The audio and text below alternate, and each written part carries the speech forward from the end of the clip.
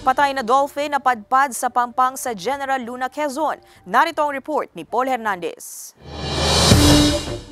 Sa seawall ng Barangay Poblacion 4 sa General Luna, Quezon, natagpo ang wala ng buhay ang lalaking rhesus dolphin. Maliban sa galos sa ulo, wala na raw iba pang sugat na nakita sa katawan ng marine animal. Ayon sa Municipal Environment and Natural Resources Office o MENRO General Luna, patay nang napadpad sa mabatong bahagi ng pampangan dolphin. May mga commotion sila doon sa kapwa nila dolphin o kaya sa ibang mammal. Hindi naman siya na lambat o wala naman siyang Pagka may sugat siya na medyo napagal yung katawan niya,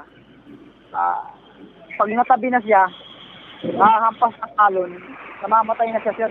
Tinatayang nasa 2 taon pa lamang ito na may habang 8 talampakan. Agad ding inilibing ang rhesus dolphin. Ayon sa charity organization na Whale and Dolphin Conservation na nakabase sa Amerika, madalas na nabubuhay ang mga rhesus dolphin sa tropical na bansa gaya ng Pilipinas. Ito ang ikalawang beses na may natagpo ang dolphin sa halos magkasunod na araw sa parehong bayan. Kamakailan lamang ay na-rescue ang isa pang rhesus dolphin sa Barangay Santa Maria Ibaba na naibalik din sa karagatan. Paul Hernandez, Balitang Southern Tagalog.